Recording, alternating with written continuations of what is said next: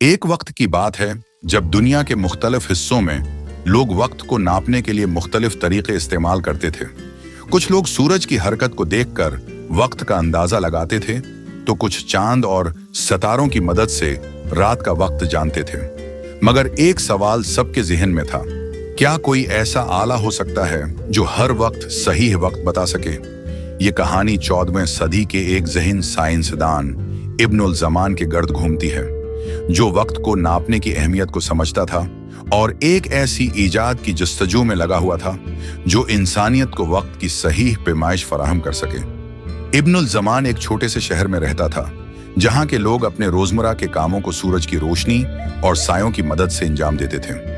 लेकिन मौसम की तब्दीली के साथ ये तरीके काबिल भरोसा नहीं रहते थे। सर्दियों में दिन छोटे और गर्मियों में लंबे होते, और बादलों के दिनों में सूरज का नजर न आना लोगों के लिए मुश्किलात पैदा करता। इब्नुल ज़मान ने अपनी जिंदगी का मकसद वक्त की पैमाइश के लिए एक ऐसा आला बना लिया जो इन तमाम मुश्किलात को हल कर सके। उसने पुराने उलूम का मुतालिया किया, मुख्तलिफ तहजीबों के वक्त नापने के तरीके जांचे और इस नतीजे पर पहुंचा कि एक ऐसा आला जरूरी है जो मुस्तकिल और खुद मुख्तार हो। उसने अपनी तजर्बा गाह में दिन रात काम शुरू किया। पहल उसने मुख्तलिफ साइज के गियर्स बनाए जो एक दूसरे के साथ जड़े हुए थे। गियर्स की हरकत को मतवाजन करने के लिए उसने एक स्प्रिंग बनाया जो आहिस्ता आहिस्ता गियर्स को हरकत देता। उसने मुख्तलिफ धातों के टुकड़ों को काट कर उन्हें उस आले में फिट किया और एक घंटी भी लगाई जो हर घंटे के बाद बजती थी, ताकि लोगों को वक्त का पता चल सके। इब्नुल ज़मान को इस काम में कई साल लगे। इस दौरान उसने कई बार नाकामी का सामना किया। कभी गियर्स सही से हरकत न करते, कभी स्प्रिंग जल्दी ढीला हो जाता और कभी घंटी वक्त पर न बजती। लेकिन उसने हार नहीं मानी।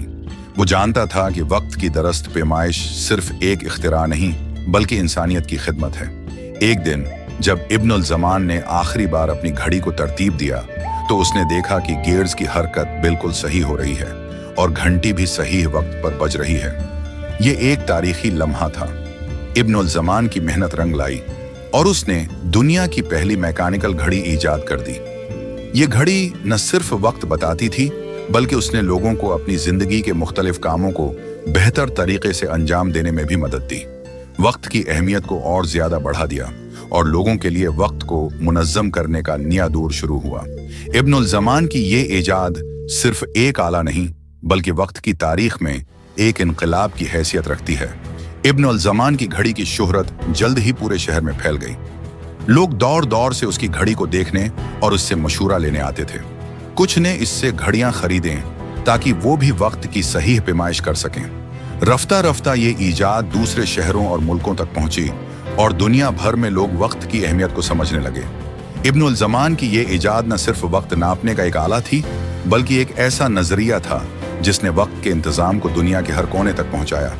उसने लोगों को बताया कि वक्त का सही इस्तेमाल ही कामयाबी की कुंजी है, और अगर वक्त को सही तरीके से नापा जाए तो जिंदगी के हर पहलू को बेहतर बनाया जा सकता है। ये कहानी सिर्फ एक घड़ी की नहीं है, बल्कि इंसानी जहानत, मेहनत और लगन की भी है।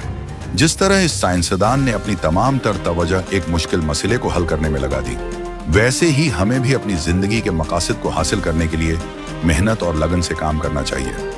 ये कहानी हमें ये सिखाती है कि वक्त की अहमियत क्या है और कैसे एक छोटी सी ईजाद ने दुनिया में तब्दीली लाई। उसके अलावा ये भी कि हमें कभी भी हार नहीं माननी चाहिए, क्योंकि मेहनत का फल हमेशा मीठा होता है।